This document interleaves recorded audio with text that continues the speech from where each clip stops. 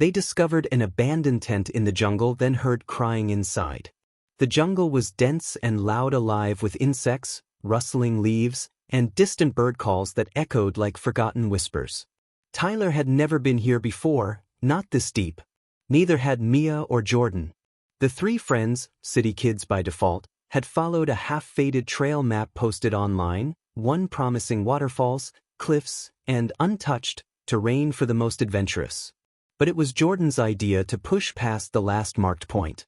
"Let's go off track. See what's really hidden," he said with that wide, reckless grin. Tyler hesitated, glancing at Mia, who looked down at her boots, unsure.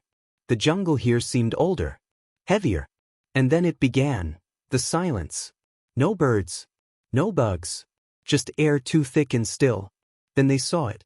The fabric was olive green, sun-bleached, and slumped under its own decay. An old camping tent, half collapsed, nestled in a clearing no one should have reached. Ivy crept up the sides like fingers reclaiming what didn't belong.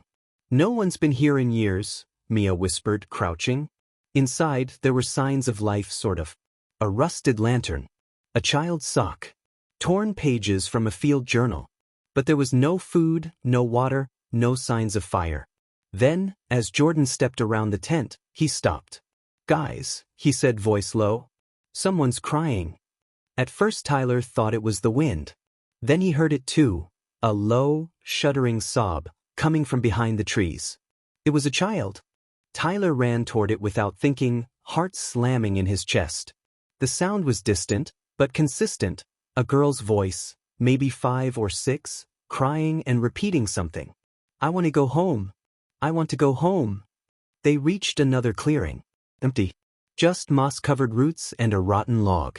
But the crying kept going, even though no one was there. Mia turned pale. "It's not echo. It's recorded." She was right. A small cassette recorder was hanging from a branch, playing the loop. "I want to go home." Jordan picked it up and turned it off. Silence fell again, too absolute. Then came the scream, the piercing shriek, distant, furious, alive. They ran back to the tent. Mia grabbed the scattered journal pages. Tyler held a flashlight as she read aloud, breath shallow. "Third night. Subject hasn't eaten.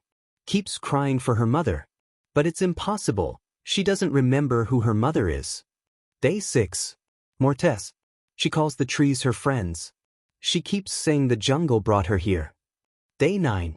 We heard it again. Something else is here. Watching. I can't tell if she summoned it or if it found her first." The pages were signed only with initials, DK. Tyler froze. His grandfather's name was David Kentucky. He had died in a hiking accident 30 years ago. Back at the tent, Tyler found an old camcorder buried under collapsed gear. Somehow, it still held a tape. They huddled around it as Jordan powered it with a USB adapter. The screen flickered. Jungle. A girl, maybe 6, sat cross-legged, hair matted, skin pale. She rocked back and forth. A man's voice, Tyler's grandfather's voice, asked questions. "Do you remember where you're from?" "The jungle," the girl replied. "It called me." "Why do you cry at night?" "Because it's not done yet." The video glitched. Behind her, in the trees, something moved, tall, dark, human-shaped. Then, suddenly, the girl turned to the camera and said, "He's next." The tape cut to black. Tyler sat in the dirt, reeling. "My grandpa, he knew about her. He was researching her." "No," Mia said, pointing to the last page of the journal.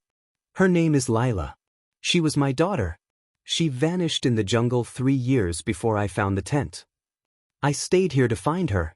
But the jungle doesn't let you leave once you listen. It rewrites you."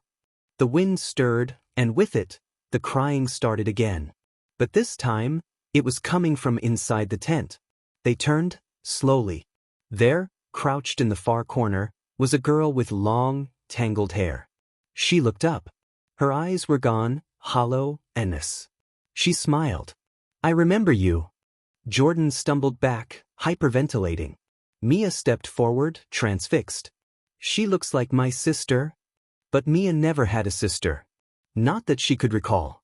The jungle was changing them. Memories resurfaced, fractured. Tyler felt something clawing at his mind. He remembered a girl he used to talk to in dreams. She looked like Lila.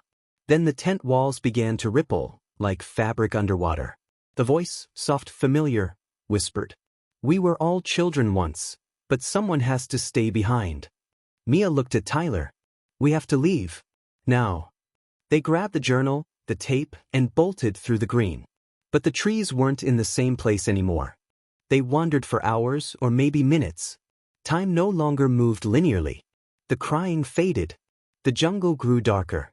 Eventually, they emerged on a familiar trail, near where they'd first gone off track. Relief flooded them.